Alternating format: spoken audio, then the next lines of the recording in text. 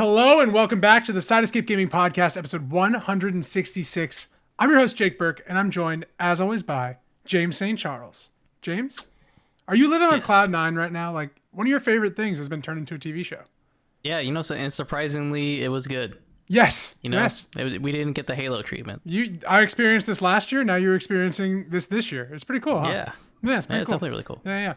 And we're also joined by the ghoul himself, the schlub of the wasteland, Ted Libby.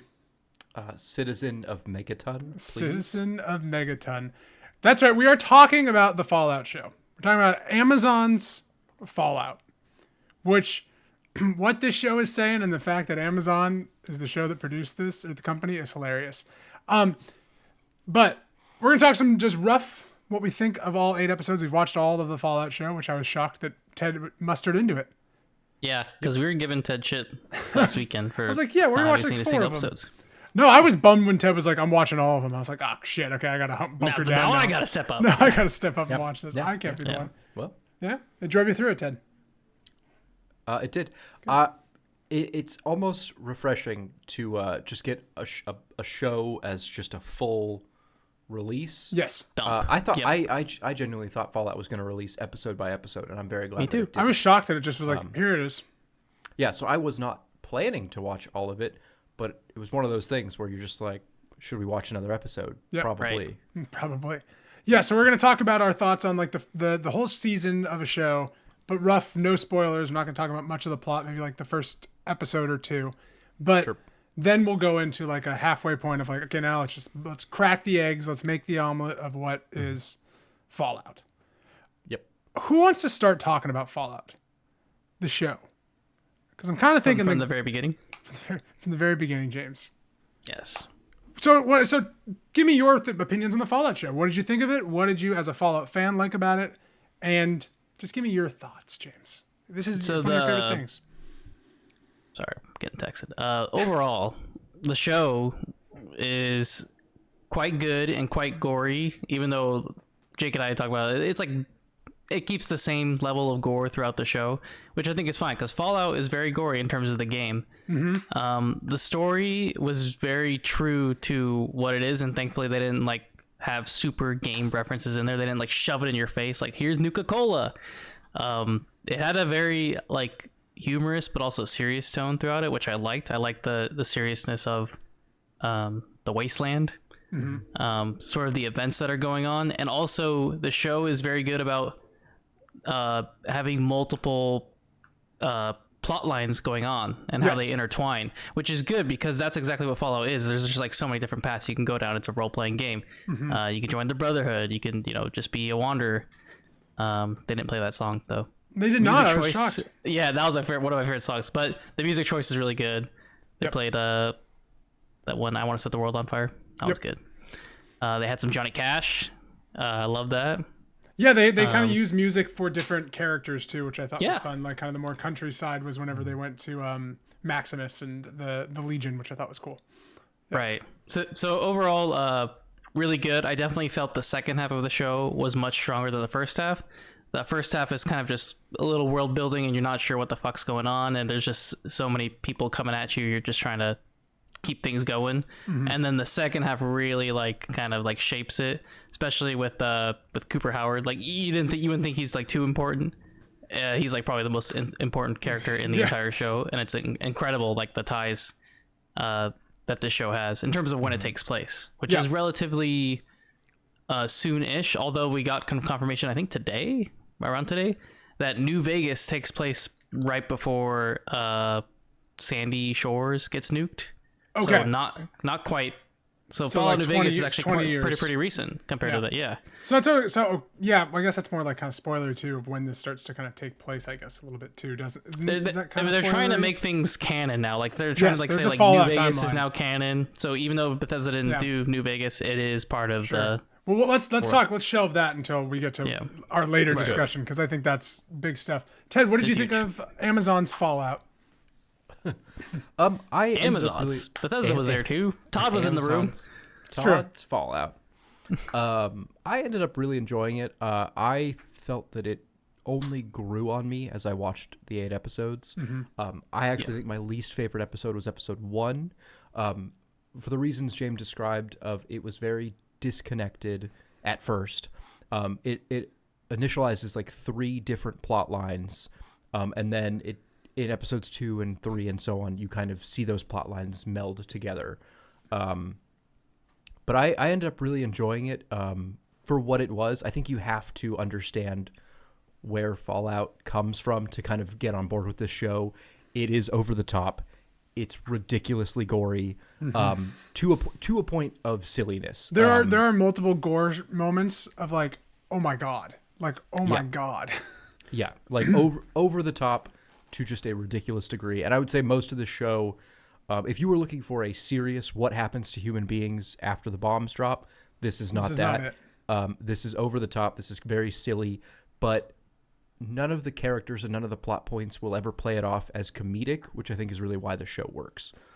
Yeah. I think, the show has like a great tone that it sets very early on and kind of keeps the whole way through, and it really works up until like kind of like the last few beats of the whole plot. You're like, oh wow, okay, this thing, the tone that was established in the beginning is like all the way there. Yeah. It gets a little different at the end. Yeah, but I think like it manages that arc very well. Yeah, I really like the show. I don't think I would have watched it as fast unless I had to. It's one of the first shows, which is so weird, that I've really enjoyed, but at the end of every episode, I could wait a week. Yeah. Which is so funny because you're like, I love that it was all now. It was like one of those shows where it would have definitely been good like a weekly. There was one ending that I was like, oh, I got to know what happens now. And that was the only, which I was like kind of shocked by. Yeah. I disagree just because I think the beginning was what it was. I think if I had to watch the first 3 episodes week by week, I don't think I would have kept up. Yeah. But because I was able to kind of get a few hours in, I became invested to then just finish the whole thing. It all. Yeah. It's very good. I think like the characters are great. Walter Goggins is kind of being the most Walter Goggins he can as the ghoul. Very good. He's very good. It reminds me of like an Ethan Hawke type performance, like someone who's just really that character. I don't think anyone, like I can't picture anyone else being the ghoul. No, it's definitely like written for Walter Goggins. Like this is his role, and he fits Fallout very perfectly. Yeah, when you think about like the characters, because there's a lot of like main characters in this show. I'd put him as the focal point of like above the rest, even though they're all good. I mean, if they were doing the Keanu Reeves thing in Fallout the next game, and it was Walter Goggins, that would make the most sense in the world. Yeah, absolutely. Yeah. He's really great. I love how they kind of have, like Ted was saying, the multiple plot lines going like all throughout that really all start to connect to where I think the ending of this show, where you guys were saying like the middle chunk was your favorite. I think the ending is like my favorite part of the show. No, I'll say the ending is my favorite. I think the last episode I think is by far the best episode of the show. Past episode 4, things start to connect like how they should. And it's really like at a point right now where I don't know what the hell they're going to do for a season 2. Obviously they're going to get one. This has just been too good. But the plot in terms of like how much is there, how much information, there's just a plethora of paths they can go down. There's just so many questions, right? And it's nice because you don't have like a book or another game to go off of. You don't know what they're going to do. They can mess up. But I think they're in good hands. Yeah, so like I guess I'll ask this question in our next section. No. Yeah, the action wise of this show, what did you guys think of the action? Because sometimes shows budget wise can fumble at it. What did you think of that? I mean, there's some big set pieces, obviously the armor for the Legion is big CGI stuff. I was going to say right off the bat, they made the power armor suits look good. I didn't think they looked too cheesy, which I was definitely worried about. Most times power armor in TV shows and movies can look either CGI or they can look just goofy on a person. I thought for the most part they looked very solid, and I was happy about that. I think where the show tries to be more grounded, I think it really works, and also where it tries to be more ridiculous, it mostly works. Yeah. There's a few things where like I was questioning like, wait, how did this thing happen or survive? Okay. I think one of like the big fights near the beginning when like the power armor is fighting. Yeah, in the second episode. The Yeah. ghoul, and well, just slight been in spoiler. some trailer But, stuff, yeah. that one was like a little bit silly, but as things progressed, the non-power armor fights like were really good, like sort of the fist fights. I liked some of the encounters that occurred later in the show. It gave me like a Last of Us type feel, like survival, like not trusting anyone, like, and it's very like apparent when at the start, it's like the characters like don't trust. And then the fighting just grows and grows. It becomes like an all-out war type towards the end. But I did like some of the fight coordinations between like the hand-to-hand type combat. That felt kind of real. Yeah, and we didn't get anything too cheesy, I'd say. No, and I felt like there was even scenes that were like blended with that like 50s, 60s music that like with pretty fun action that was like, this is working. This is Fallout. I was like, thought it set some great kind of tone pieces of like, they're really nailing it was very much is. Fallout, and then it gave me hope for like Borderlands and that type of feel. We'll see that movie. We'll see. It's a whole nother bag of words. I don't know. I feel like with Fallout it could work, but Borderlands has got to be like way more silly. This is made by like a really great creative team, and I don't know about the Borderlands movie, but like you can tell this team really loves Fallout. Like the people, definitely they had like really core people, and I think one of the producers was like a huge fan, and he worked on like Silicon Valley, Portlandia, like some really good shows. So like they brought in some good peeps for this. Yeah, and I would say I'll use this to segue into my kind of thoughts loosely about the show, where they were really able to nail the theming of Fallout without making it feel, James, to your point of like a video game TV show or anything like that. Like this feels like it could be it's its own succinct show. It's not obviously drawing from a book or like ripping different chapters together to like smush into a show, but it's capturing the theme of what Fallout is to a T, with its like ridiculous patriotism, it's 50s and 60s kind of music or aesthetic mixed with just towns built out of scrap. So I want to know people who like have no idea what Fallout is, what the universe is, how they thought about this show. Like it seems like it catered to the super fans. I saw a lot of discussion as Jake we were talking text. I was like reading up on like all these different like theories and stuff like that. But then I was wondering like how the average Amazon Prime Video subscriber would watch the show. Like would they like it? I think they do. Right? I think they would. I think it's a pretty succinct plot. I think like it is a TV show more than it is it's not like they're making Fallout. Like it's a TV show that's in the Fallout universe, which I think is really cool.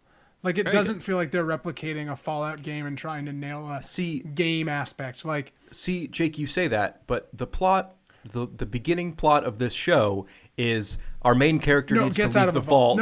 No, you're sure. Out of a vault. But I think what's really interesting about this show is that yes, Lucy leaves the vault, but the whole show isn't just like Lucy on an adventure and wandering in different places, and she gets a team together and like. This show's moving around and plot lines are very different. What Lucy does is not like a normal adventure-y kind of like just point A to point B. There's a lot of in between and a lot of like intrigue that connects in a weird way that I didn't think there was going to be a story in the vaults. Yeah. I was like, I didn't think the show is actually about vault tech. Yeah. And that's a show. Where I thought this was going to be a show about this woman that leaves the vault and then we see her adventure to find her dad like we did in Fallout 3. But that's what it kind of was set up as. I would say to James's question of like, how does this feel to like your non-Fallout person? Goofy but interesting is kind of the short-term takeaway from the people I watched it with who were not Fallout people, who said the exact same thing that Jake just said of, I think if it wasn't for the inside the vault intrigue and that plot line, which we'll talk more details about, I would be bored by the violence in the wasteland. Yeah, that's kind of my short takeaway from somebody who doesn't know Fallout or video games or anything like that. Yeah, I think like that's. I'm glad they did that. Me too. I think that's like the strength of the show. I think this show very could have easily been Walter Goggins and this girl walking around, which I kind of think we'll talk in a little bit, but what do you think? but I think like that's what the show could have been, and I like that it's not that at all. Yeah.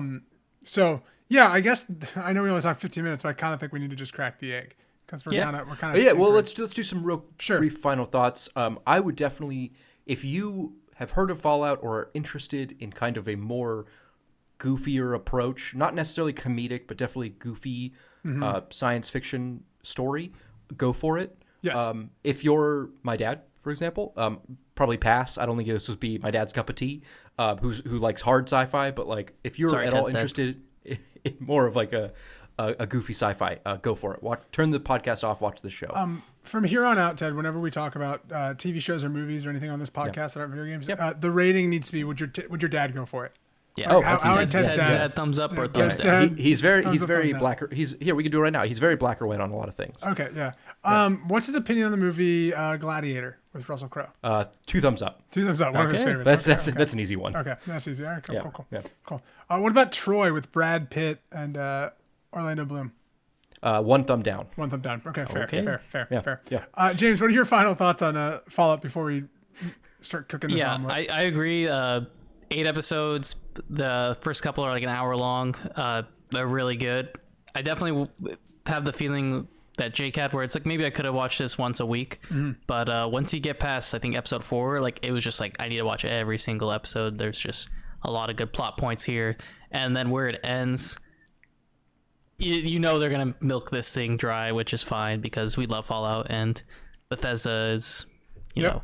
We love them, and I'm glad they're not winning with their games, but they're winning with their IP. Their IP's winning. And I bet Microsoft's really happy because they're selling a lot of Fallout games right now. They had a really deep discount. So yeah, definitely highly recommend watching the show. It's fun. It's gory a little bit, and it's got some serious tones, which are nice. A lot of it. Yeah. Medium gore, like gore every episode, James, but not like. But there are gore things that are so gory. It's awful. Right, you wouldn't think like if that would happen. It was just like, oh, this is bad. And then... It is the thing that happens towards like the last 2 episodes of somebody, and we see it a few times. It is awful. Let's get into it. It's funny.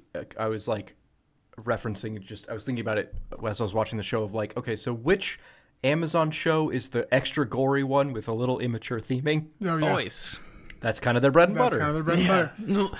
Well, so yeah, I want to talk about that. Jake, you were like, oh, this is surprising for an Amazon show because of the tone of the show in terms of big corporation, big vault tech. Yeah, I think it's more just ironic. But the boys is like that too. I know, which is so funny. Yeah, and good for them. Whoever's running their department is awesome. But okay, my thoughts are I enjoyed it. I'm excited for another season. I recommended it to my mom and stepdad because my stepdad loves sci-fi. They liked The Last of Us. And, oh yeah, they'll like this. And he loves Independence Day. His favorite movie is Independence Day with Will Smith. Oh so my I was God. like, I think he'd like this show. Yeah. And then spoilers now start now. So I'm texting my mom this. Jake will have a thing on screen. Yeah, like, spoiler warning. Spoiler warning. Put the 18 minutes in. Warning. The Pit Boy or the Atomic Boy. Yeah, play the nuke alarm. Oh, I should have brought out my little. I got one right there. You can see it. Little bubble. Play the Call of Duty one. Vault Boy. That's it. Yeah. So I'm like recommending the show to my mom. I'm like, I think you guys would like this. You know, they're retired, and so I'm texting them. And as I'm texting her about this, the scene where she bites off his finger and then he just goes and he just cuts off her finger. I was like, yeah. Oh, just recommended this show to my mom. And then later on, like he pops a head, and I was like, yeah, I don't think my mom's gonna like this show anymore. Yeah, I felt that. Yeah, I felt similarly. What about when the foot? He regrows the foot. That's what I'm talking about, James. That's the grossest thing. Yeah, that was. It's like at first you're like, because this character was just like, he's about to kill himself, and he's like, I gotta heal your foot. And I was like, really? He could do that, and he did it. And you're like, oh. Yeah, so that's what he did. That's always been the lore with ghouls, is it's like a drug radiation thing that they do, and then they become immortal. What is? I think it's like some of them had when the very first like bombs dropped. The theory goes like some were mutated to be ghouls. It wasn't just at the start. Like they just had this development. Like they would turn into ghouls. But yeah, it's just, I think it's just the way the radiation affected them. Yeah. Some ghouls have been around since the beginning, right? Because of radiation exposure, and then some are made through that drug he had, or through other kinds of like radiation exposure. And the longer you go on, the more like you'll become a feral ghoul. Or they didn't even show the irradiated ones. There are like irradiated ghouls. Oh yeah, no. Yeah, no. Yeah. And then her mom so this is Jake's questions, and then we'll get to. I had a few questions. Her mom at the end of this show, who's stupidly still alive, she's a ghoul too, right? But she's like so ghoul she can't talk anymore. She can't love anymore. She's like this. She's like a zombie. A zombie. Basically, almost a feral ghoul. Okay, but she was just like chained up and decrepit. Okay. Yeah, I guess the other girl couldn't like let her go. Yeah, You know what? Okay, sorry. I know you're talking about that, but no, please. Going off that, they did not touch too much on Sandy Shores. It was like barely flashback of the city. You barely saw anything, and you saw what's his name crawl out of the fridge, Indiana Jones just like fridge. Indiana Jones. Yeah. Yeah, like come on, that we know that's not true. Like, why would you do that again? That was awful. That's so good. I think that was on purpose, by the way, James. I think that. God, was I know, but just goddamn it. Why couldn't he just fridge. come out of some bunker or something like that? You just see the ruins of the city. You don't really get to see what it was. You kind of see like flashbacks in Lucy's memory of like, oh wait, I do remember I lived there. Yeah. Which is weird because I feel like she was like a little bit older there. Like I don't know why that was like out of her memory. But anywho, that was to answer your question. Yeah, that was her in like a feral ghoul state. That I think is one thing that the She got show nuked. doesn't do well, and sometimes is like there are some. Maybe they'll do it next season though. But there are some expositional like things they establish that are big plot points that I think there's so much going on you don't understand like how important that plot point is. So like with Sandy Shores, like that gets established. Huge that's, like, plot point. Huge, but that's like right away Maximus, right? And like really, I think the intrigue is like, oh my god, they dropped another bomb. You don't like, and then you're like, oh, that's what happened to Maximus, and then it kind of talks about the timeline, and you kind of start trying to figure out where this is in the timeline that you don't fully get the weight of like. There's another bombing on this place. I feel like it gets kind of odd, like how it stacks up. The timeline, as I'm to understand it, is that human beings, I mean, and this goes back to the video games, reestablish society, the New California Republic, with its capital city, Shady Shores. Yeah. And then they couldn't agree. He talks about like they couldn't agree over certain things, and it ended up getting bombed again over. But that's not what happened. Conflict. Is it not? No, at the end, it's revealed that her dad bombed the fucking city because her mom went there. I thought he bombed the city because Vault Tech is not in the does not want any opposition when they come out. But also because but he did it. Yeah. Yeah, he did it even with his wife present. He was going to do it anyway because Vault Tech can't have any opposition when their vault dwellers come up to the surface. The layers of that scene was so cool. Where like all the reveals are like piling up of like first you meet the brain, right? And you're like, what the fuck is this brain? And then you're like, oh yeah, we should probably take a step back and just explain the full plot to the show. Sorry, I like the end is so cool. Yeah, Ted, take us away. Take us on a ride. Okay. So what? We established 3 main character groups, right? We have the cowboy ghoul who's just wandering the wasteland. Walter Goggins. Being Walter Goggins, who also has various flashbacks to the time before. He starts the show. Yeah, I absolutely loved it. I thought the intrigue in the flashbacks were fantastic, where real human being Walter Goggins, who is an actor. Hollywood actor in the before time, is kind of coming to terms with the end of the world politically and with the fact that his wife works for Vault-Tec and that Vault-Tec is up to no good. So did you realize, sorry, this is just like in the beginning of the show when she's watching a movie with her dad in the vault, they're watching one of Walter Goggins' movies. Yeah. And later it's revealed he's like this huge fucking fan of Walter Goggins. Yeah. Yeah, I thought that was so cool. So going off of that, like how it starts, he's doing like a birthday party, and it seems like he's with his daughter, but they didn't establish this in the show at all. And I wanted to hit on it. Did he like divorce his wife? Is he just doing this because he was hit up for money? So, like what? They did not explain it in the show. Yeah, I he's a billionaire. Season 2. I believe the idea is that she is out there in a vault somewhere with the daughter. Either with the daughter or in some kind of cryo sleep. No, because he had the daughter with her when the bombs went off. But we don't know that they died. Yeah. Right. No, I just wanted to know why he was doing like a birthday party. That's, I think, season 2 flashbacks. Yeah. I'm just curious about that. Like, so my guess is that he eventually turns anti-capitalist, anti-patriotic, and will probably get blacklisted from Hollywood, and that's why he's having to do birthday parties. That would be my guess. But anyway, so we have season 2 flashback. Yeah, we have his character, and then we have the Brotherhood of Steel character Maximus, who I thought the Brotherhood of Steel was interesting. I don't necessarily want to call them bad.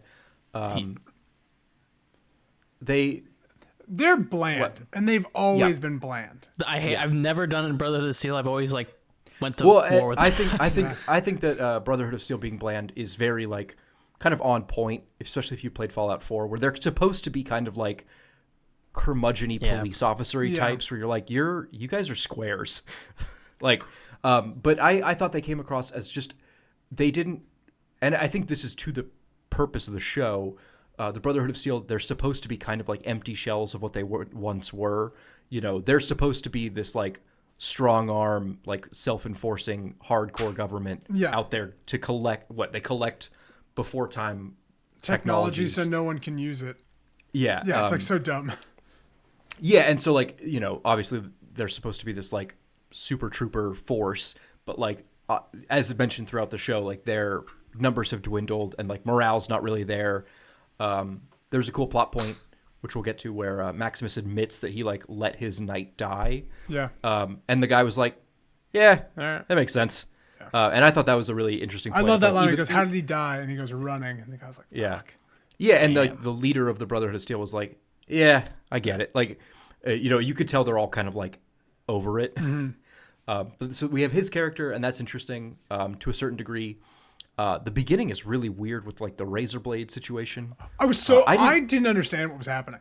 I didn't understand the whole time. That's why episode 1 was my least favorite episode. Yeah, is because they never actually like put the hammer down as to what's going on. They do it until the very end of the show. The very end. Yeah, it's like what the hell? You don't even matter now anymore. Yeah. Yeah. I was like, they should just made him the squire. It's his time. He gets to go out there. Like, okay. Well, I kind of like the idea that this guy who is still like morally on the fence, like he still could be Maximus could still be a good guy, but he's kind of like failing upwards into bad guyhood, which I thought was a really interesting way of taking the character where like he's kind of just bumbling around, but like his bumbling leads to his promotions. Yeah, like now he's like getting cheered. Which comes with being a bad guy, with, you know, being against these other characters, which I thought was very interesting. Yeah.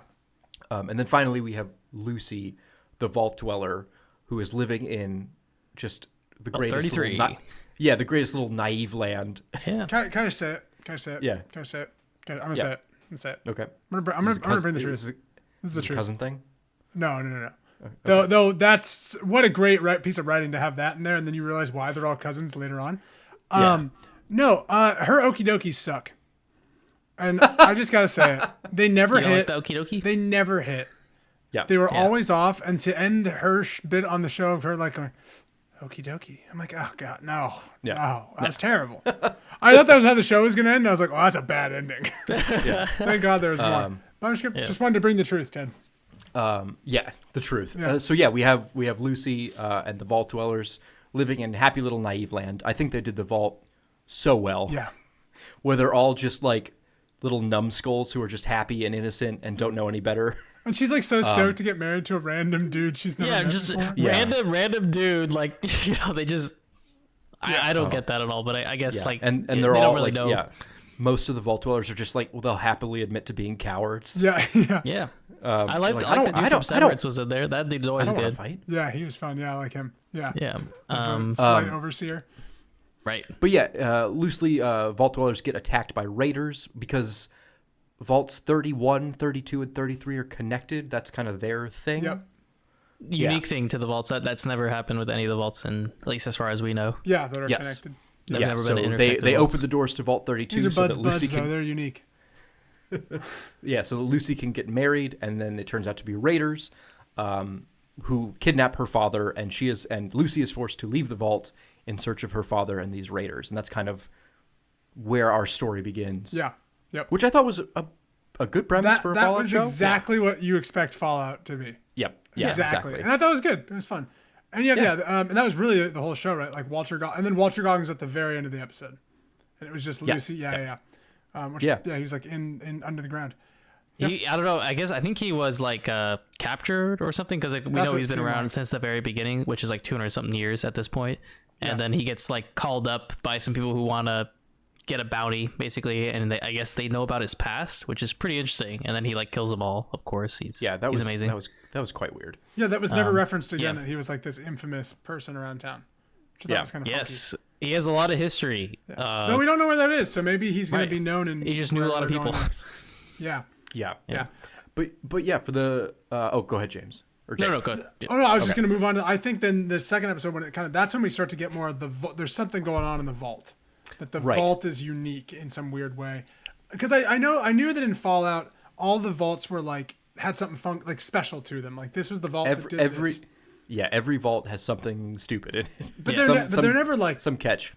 Are they ever like malice like this, like we were learning in this show? Like yes. Yeah. Okay. So like, what were some of them from the games? I guess like, do you recall off the top of your head, or like what's Fallout 3's? I know you're playing that. So Fallout 3 is just that I don't know the full story because I never actually went back to, but I believe the full story is that like they are never supposed to leave, like they are just to live out existence there. Oh, okay.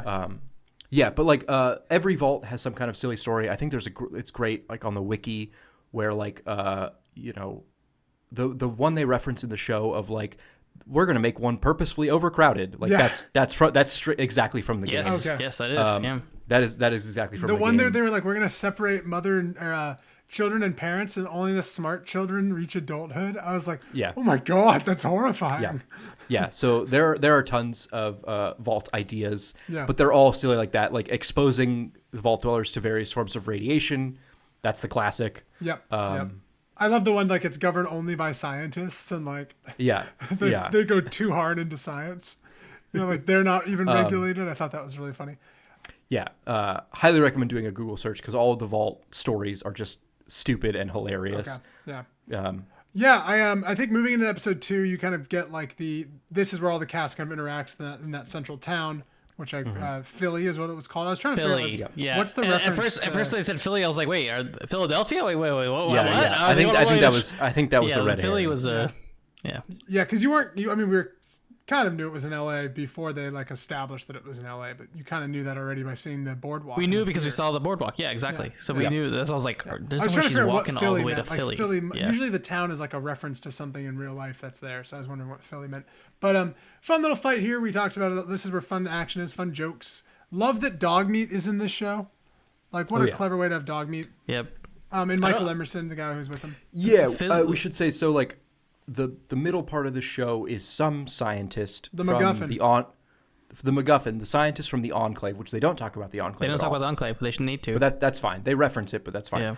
Yeah. He has a MacGuffin, some secret piece of technology that the Brotherhood of Steel want, and by happenstance, the bandit lady who took Lucy's dad wants, and then also there is just like a bounty for it, so that's why the Ghoul wants it, and so all three of these characters kind of will intermingle. The bounty was on him. Not on the thing. Oh, really? Yeah, it was the Brotherhood handed out also bounties. They mentioned that. Yeah. So all three of our main characters are kind of like intertwined, fighting over this MacGuffin. Which in the most Fallout manner is eventually in just some guy's head. He has her chop off his head. He like is injured and knows it's over, so he commits suicide. But then he's like, "You need to take my head to where it needs to go," and so the characters are literally fighting over a head. Yeah, I take it back, Tom. Awesome. I take it back. That was her only good Okie Dokie. That was her only good. That one was good with the saw. Yeah, with the saw. That was funny. Yeah, I was like, that was very Fallout. That was very clever how it ended, like blood splattered on the word Fallout, and I was like, all right, cool. Yeah. Episode 3, I think that's the one in the lake where they fight the lake monster a lot of lake monster fighting, and this is where Maximus is now with the Knights, and he's like with Knight Titus, who's the douchebag, and then we see them fight out the thing with the monster with the little hands. That was a little water creepy, monster, but it's the. I mean, they didn't have a lot of the creatures, the water creatures that we would see from Fallout, like the mud crabs. So this creature was a little interesting. Like it was be terrifying if it was in a Fallout game. So, this creature was made by Vault 4.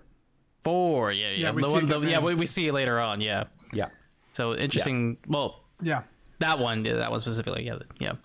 And then they have a good scene too, where I think it's in episode 2, where the dog and they find Lucy out in the wilderness, the dog and the scientist. And it fights the bugs, like those little the cockroaches, the massive cockroaches that are the rad roach. Rad roach, that's what it's called. A lot of great references, which is actually the game. Yeah, a lot of great references that aren't thrown in your face. No, it's like world building. Like you need Rad-X for your for the radiation. And they talk about the roaches. What the scientist does, where he's like at the very beginning with the dog. He's like, interesting that the roaches evolved. They didn't just survive. Yep. Yeah, they thrived. They Yeah. thrived. Yeah. So yeah, I like this episode where they're we're moving around here at the lake, and has one of my favorite lines of the show, which was the Walter Goggins line where he's walking away and he was like, the only rule about the wasteland is you get distracted by useless shit constantly or whatever he said. Yeah. And I was The like, golden rule of the wasteland is thou shalt get distracted by useless bullshit. yeah, that was it. And I was like, this show, that's like the perfect video game show line of like, it's That's character. how you yeah. That's how you know they understand their source material Yes. of like our main characters have been sidetracked. Yeah, like this is a side quest. He Yeah. now needs his drugs and he's taking her with him. I love that scene too where he gets her to the grocery store and she goes in and she's like, I thought you were gonna make me a sex slave. He's like, I'm not gonna do that. I'm just gonna take your organs. And I was like, but like just a little Robot, transition. Which was so funny. Which the voice actor, God, I can't remember his name. Yeah, who famous was that? British. Matt Berry? Yeah, Matthew very, Berry? very famous British TV comedian, very good voice, and you saw him later on at the pool party, which he's great. And it's funny because he was like finding out. He's like, "How much they pay you?" It's like, "Oh, they pay me like 10 million." He's like, "They pay me like $100 for what to be the voice of the robots." And then he's like, "So then I went back and asked for more, and they gave me the fucking robot." But I just hear my voice talking to me all day. That was in the show. I missed this line. You missed this when they were at the pool Yeah. party. That's Yeah, so they're funny. like sitting by the pool. He's like, I think you're the only friend that I invited that actually showed up. Yep. Okay, I remember this guy now. Yep. Yeah, That's so funny. Yeah, they go into a super duper mart where there's like narcotics dealers who are just stoned on the couch. Yep. Again, maybe not everybody's cup of tea, but very Fallout. Very Fallout. Oh, incredibly! That market. I feel like I've been in that market. Like it was like everything in place there was. And there great. was some great like Fallout nature of like her holding the robot hostage, and the guys being like, "Well, we don't care about the robot. Like if he's hostage, that's not a good hostage." Like that was such like a Fallout interaction. They have a great little conversation too later on in the show where just like as this is a game where Lucy and Maximus like have this moral conundrum about bringing back the power cell to the suit to give it back to Vault 4, and it's such a conversation about moral choices like in Fallout of like, well, this is what we should do, but this is like the other reason why we wouldn't want to do it, and like it's like this group, but it's actually like a real conversation between two characters rather than just like remember there are moral choices in Fallout. I thought that was cool. So Yeah, we should briefly talk about Vault 4. Yes, Vault 4. I thought it was so they've go down into Vault 4, a vault that was run by scientists there to experiment on people. It's a beta vault, actually, because it vaulted before the bombs dropped. It was a 5-year test, which I don't know. It doesn't tell us exactly when. Well, we know when the bombs, but we don't know when that experiment started in terms of the relationship when they talk about it. yeah, we don't know at what point do the bombs drop after this Walter Yeah, Goggins so we don't know how long they were flashback. in that vault, but we know they stayed in that vault. Yeah. And they, experimenting on people to try and make them more rad resistant. It didn't work out. It made a monster with hand things in its mouth. Yeah, but also like the mutants, right? They talk about escaped and took over, defeated the scientists, and then are living in this kind of like happy community where they accept everybody. Yep. But they're continuing on like the vault purpose, which is like taking in outsiders, which was Chris cool. Parnell plays a weird CGI Cyclops, but also it's Chris Parnell, and he's just Very be good. so ridiculously funny. There's a scene where he gets emotional and he wipes one tear from his center eye, and I was like, "That's the best." It made that It's work. not like a big eye either. It's just like It's a like a normal normal eye in the inside. middle of his head. Yeah, and he's just Well, and there's like other guys that have like ears and and eyes, nose, like noses nose, on their yeah. heads. Yeah. Yeah, it's funny. Yeah, but I thought Vault 4 was great. Again, to this Yeah. point of like the subtle comedy or not so subtle comedy of Fallout, where like they're all just trying to be good people. Yeah. but they're all weird, and like our goody two shoes Lucy's like weirded This is out too by them. weird. Yeah. Yeah, And I think what's kind of cool about this like inclusion of Vault 4, so like Maximus and Lucy fall into here, and at the same time we're back in Vault 33 with where is this guy from? Hannah Montana. That's where Moises, whatever this guy's from, I think was Hannah He's from Montana. Hannah Montana? I Yeah, don't know. the He's guy great. that's the brother in the vault. So we Yeah, have the yeah, brother in the brother's vault. Can you give me a name check, Ted, on this brother? It's Moises. I don't know how to pronounce it, but the brother's name is Nick Nick? in the show. Norm. Yeah, Norm. I don't know if that's Norm right. McLean. Norm. All right. So Norm's Norm. in his vault. Obviously, something's very wrong because they've just elected a new leader, and everyone they've ever elected as their leader always is from the other vault, Vault 31. That's Yes. something very key. And we know that so they go investigate Vault 32, where the Raiders came from. Everybody's dead. They realize that the vault has been opened before, and it was opened from the outside by him and Lucy's mom. As you know, and Dad's taken. So that's like the first twist of the show. Then we get into the Vault 4, where we're like, okay, something's not right with these vaults. Lucy and Maximus were like, oh shit, are they about to like get killed by these vaults, dissected? They're in like medical rooms. Nope, they're accepted. They're allowed to go like hang out, watch TV, and just like live life. And so you're like, oh, maybe something's not wrong with the vaults. Like maybe we're just, the Raiders were the bad part. And that then like adds another layer to like the mystery is like just stuff keeps piling on. I just thought that was so interesting. Right. Yeah. No, and they did that very well, especially with 31. And then towards the end, we get like a big sort of like what the hell's going on there, because Norm, like, of course, investigates entirely, like finds out, hey, you're from 31, right? And they're like, yeah. They're like, they don't really talk about it. And then so he actually goes, tricks the overseer computer, like saying I need to come back. Yeah. And when he goes in, and he finds I have to say, to the point of subtle world building, every time Norm works the computer, it is just like the Fallout game. hacking. right, no, which is great. To the point where they play the hacking game. Yes, and he hacked. It like it's this little thing. It doesn't matter, but like if you notice it's fantastic. I think what's cool is like we talked about it last week with Star Wars Outlaws in a weird way of like there are just like certain franchises that have like sounds and feels to them that like it makes it that, and like this show just nails it with the Falloutness of it. When they use the stims, it's the like I don't know if you can hear it in the microphone, but it does that noise, and like. I just think like that world building of like, and like we talked about, love and care of like that one line of being distracted by useless bullshit is like you get the property and you're having fun making it in this world that you love, like you're playing with your toys. And it's not just like so in your face with it either. It's very subtle and it's kind of with the theme. Like even if someone didn't know what a Stimpack was or Rad-X was, like it's very like intuitive to the There's no egregious exposition scene about bottle caps being the currency. We joked about that was going to be for sure in this show. And like there isn't a scene about that. It's just that if you hear that, oh, that's what they use for currency. Okay. No, in fact, they again play it off as a joke where they're like, "Oh, I don't have enough caps." Yeah. And then he looks over and sees the like teeth for sale. Yes. And comes back. I like that and part. he's like, That was so funny. Can you fix it, please? And then it's just like done. Here you go. You know what's funny about that joke too, Ted? Then like 2 scenes later, he like walks over to his power armor and he still has the lisp. He's like, halt. Yeah, other shows he would no longer have that lisp. It's just for that joke. Yeah. But like he has that lisp for the next scene. I was like, that's really good. So then Vault 4, that kind of craziness happens. I do love that you think she's about to get like her beheaded or her hands chopped off. Yeah. And it's like the punishment is exile. He's like trying to cut Leave. the thing. I was like, what the hell? How did she? And then I thought he was gonna get saved, but it's just again using Chris Parnell to the best of just like, we're gonna let you go, and she's like, really? And he's like, you'll die out there. He's like, it's bad out there. So we're gonna give you these supplies. She had 2 weeks rations. And then she's like, well, I have one question. He goes, before you ask, of course, someone will walk it up to the door for you. It had really good like dialogue like that throughout the whole show.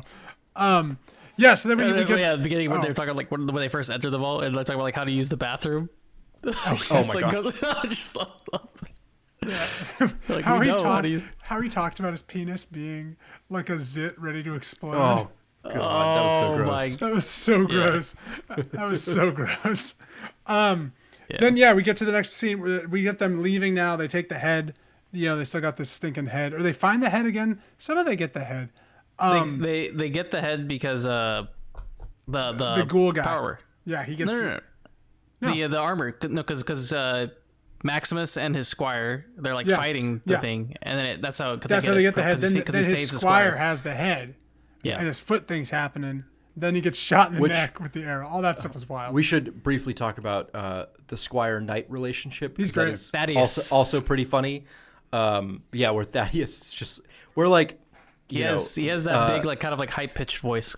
Kind of like, hey! He's been in a lot Maximus of is just... Maximus is just like explaining to him like... he's hiding his identity because he's hiding in the armor, but he's like, oh, like, do you remember Maximus? And he's like, oh yeah, I really like that guy. I picked on him a lot, but he just describes bullying in this really succinct, just like, well, when I got into the boot camp, everyone picked on me and they beat the shit out of me. So I thought, why don't I just beat the shit out of this guy? And it worked. I love he's like, And it worked. And it worked really, really well. And he's just like, oh man, I really wish he would have lived so that he would have found someone to beat the shit out of. Right. It's like, this just describes trauma So perfectly. well. Yeah, it it's got, like, because pretty Johnny dark. Pemberton is the actor's name, and he is great. Okay.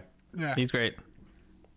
he's quite a treat. So yeah, so he finds out Yeah. that Yeah, Maximus. they get is to head Maximus. back at the radio station, which they have the radio DJ. Again, a slight Fallout reference. Yeah. So he says what happens is Thaddeus and Maximus. Thaddeus gets branded by Maximus, and then Thaddeus. Eventually, Maximus is like, hey, let me reveal something. He reveals that he's Maximus, and Thaddeus is like, yes. you're a He's like, what the traitor. hell? Yeah. They start fighting a little bit. Maximus crushes his leg, crushes his foot, and it's then gonna give he me nightmares. removes the power cell. And so basically, Maximus is trapped in the suit, and Thaddeus goes on with the head to like go back to the Brotherhood. Yeah. Yeah. And then eventually like Maximus gets saved, but then Thaddeus goes to the radio tower With Fred Armisen. Fred Armisen. I was like, how perfect! And he's like, he's doing like a good voice and all that. That was so funny. Well, it's great because, like, I mean, we'll know, like in Fallout 4, they have that like copyright-free violin music, and it's the most annoying shit. But and so they have this whole scene dedicated to like, no one just appreciates good music anymore. like, What was this is it? good, yeah. He's talking about like one specific thing of music, and he was like, "Oh yeah, I hear it. Like it does that very well." And I was like, "It doesn't do it. It comes to it or something." The way he said it was like, "Yeah, of course, yeah." It's like it's not in it; it's on it. Yeah, that's what it was. It was on it. Yeah, it was so funny. And then he's like, I love your traps. Like they're very good. Yeah, that was such Just a good again, scene. wacky humor. It was great. Really good. Yeah, really good Fallout nature of it. Yeah, and that kind of brings us, I guess, to our final climax. Episode. Yeah. Yeah, where so basically back in the vault, Norm discovers Vault 31. I can't remember if this is all in like episode 9 or 10. where The he discovers- cliffhanger of it's- episode 9 is Norm in Okay. Vault 31, and he hears rustling, and he's like, and then it cuts. What is it? Yeah. Okay. Yeah, and Yeah. so then we see that. So later 10 on. is where. 10 is where you see the brain.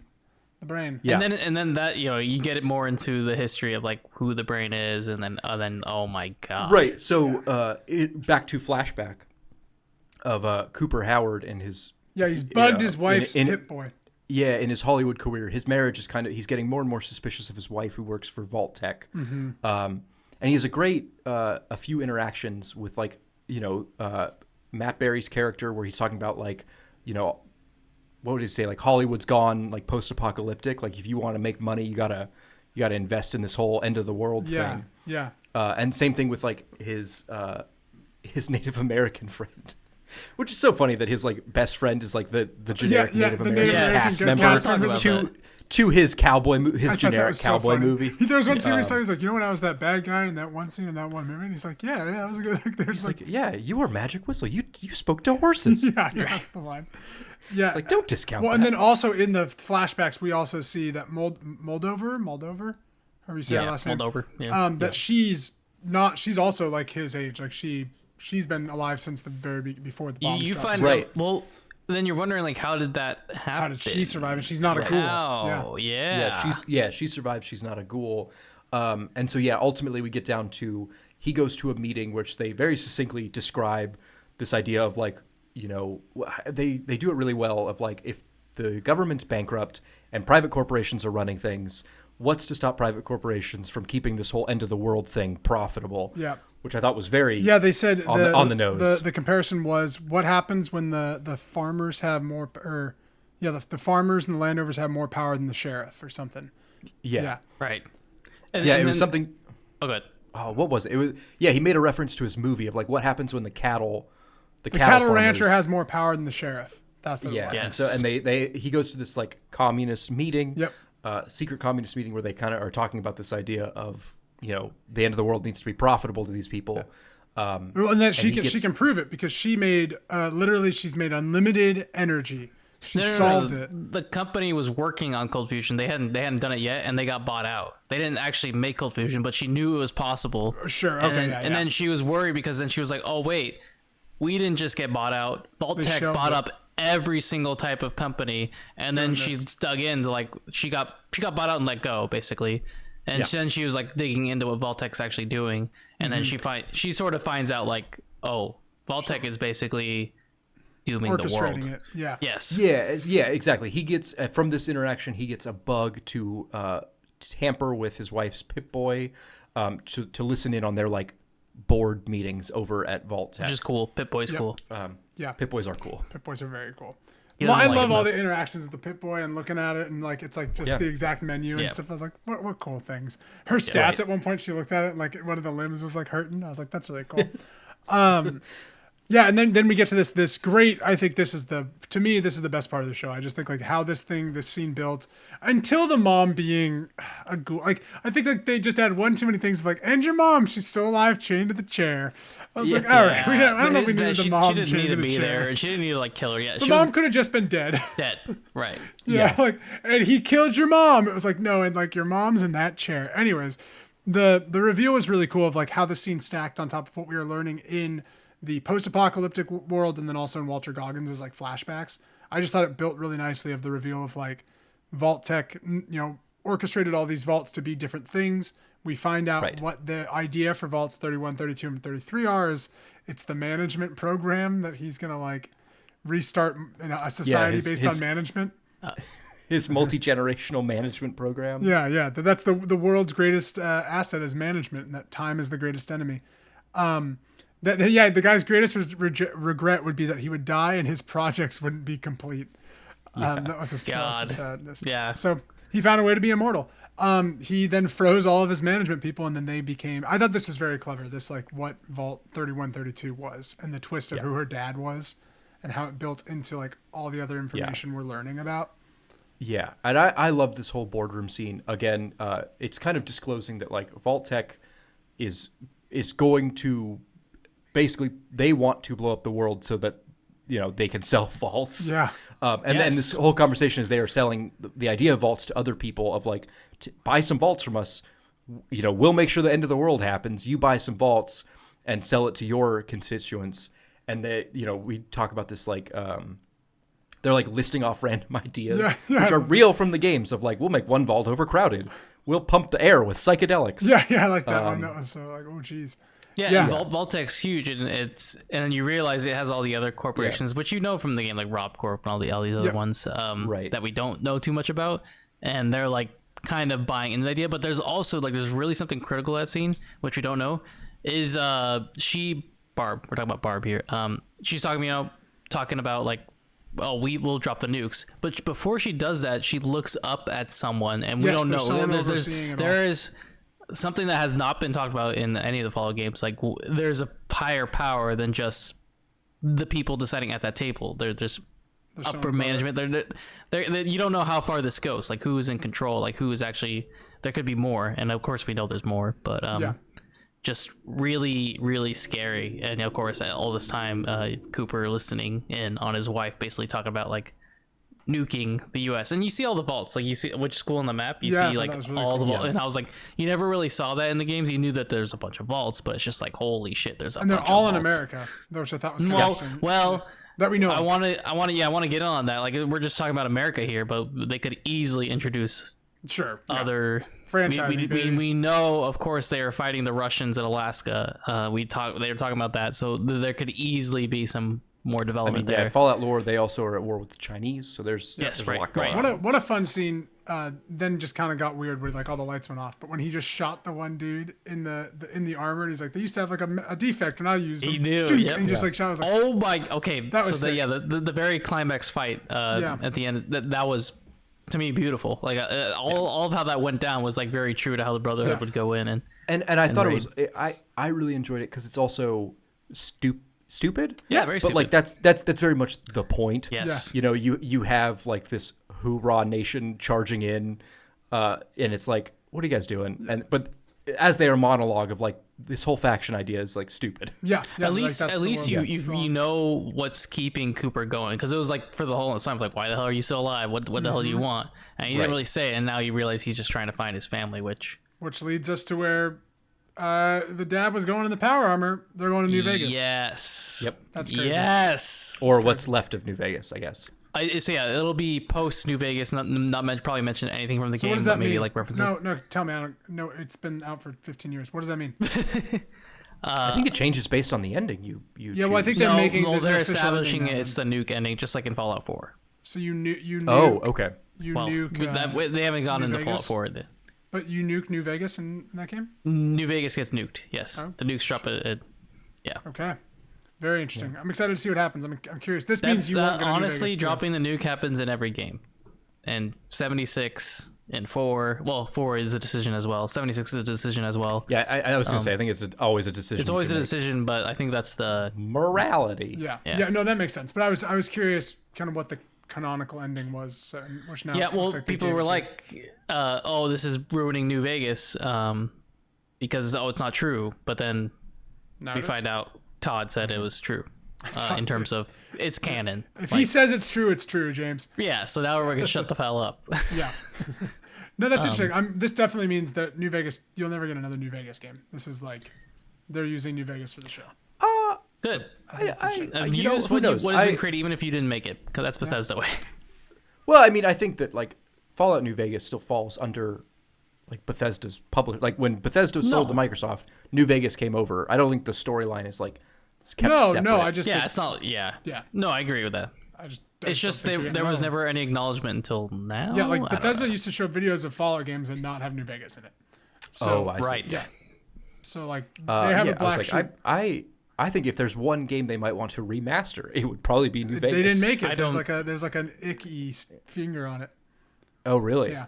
Yeah, they like wouldn't have it in their presentations of like all their games and stuff. That's pretty funny. Yeah.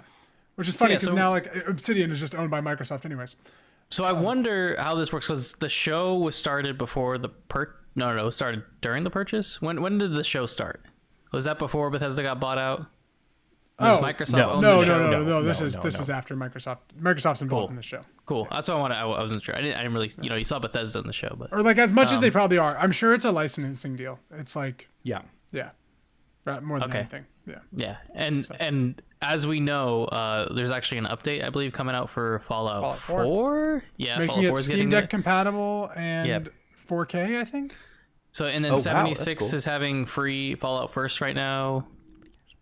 If anyone's interested, there's of course we've seen the sales. They have like 70-80% off right now for Fallout 3 in New Vegas, and Yeah. the numbers are whenever a hit show comes out, just like Cyberpunk, everyone goes and plays the games. I see like so many friends, just like Ted, playing Fallout 3. They're going back and playing their Fallout games. I'll probably go back and play Fallout 4, one of my favorite games. If you haven't played a Fallout game and like this show, Don't play I would 76 say first. I would go play Fallout 4. Yeah. I would say a lot of this like imagery Yeah. and just general vibe comes out of Fallout 4. Yeah, 4 had and so much. It's also probably going to be your most accessible. Yeah, I would say that too. one thing I wanted to hit on was Philly was definitely in reference to when you in West Virginia. I can't remember the baseball stadium where Yeah, you at go Fenway in. Park. Yeah, Fenway Park. Yeah. It had like that exact same kind of like look with all the Yeah, it had that boards same and vibe. And very Megaton Scrap- S too, of scrap- just like a circular scrap city. yard. Yeah. scrap. Yeah. Yeah. Yeah, very cool. I like the vibe of the whole show. It was very fun. I do too. I'm into it. I'm excited to see the second season. I did think it was weird. I was never compelled to watch another episode. I just found that very weird in today's kind of world. But Yeah. yeah, but I still like it. I guess I kind of would agree with you, and I think it's maybe because they're trying not to be. I can't think of a better word, but like as cliffbaity or as cliffhanger Yeah. as a lot of TV shows have become nowadays, yeah. where like every episode needs to end on like a Whoa! yeah. And this show didn't. Sometimes things just ended Yeah. and then picked off Right. where they Except Yeah. one episode. Except for one episode that was Right, the 9. one that was like, whoa, what's gonna happen next? Yeah, that makes Yeah. sense. yeah. Yeah. So, Um, any final thoughts? Sorry, Zach Cherry. That's the guy from Severance. Watching him act and watching him in the show just made me want another Severance season, which I don't know when that's coming out. Eventually. Because we know a lot of these shows got hit with the writer's strike An actor and strike. an actor strike, so we know we're gonna get a bunch of shows that are just gonna be bombarding us. Which Fallout really is good. Boys, we're getting the Boys July this summer. July comes up. Very good. Which you haven't seen Gen V, also very good. That guy died, James. I know, and I don't know how they're gonna. He was apparently he was in. driving to the first reading of the second season.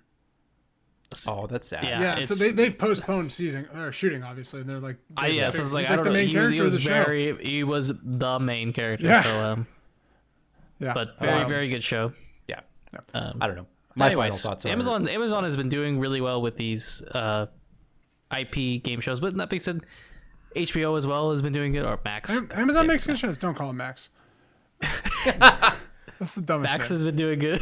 Why don't they use the HBO name, James? It doesn't make any sense. Well, wait, who talked about it? Someone talked about that, like we were talking Conan. about, I got a show on. Oh, Conan did, yeah. Yeah, he's like, it was too popular of a name, so they changed it to Max.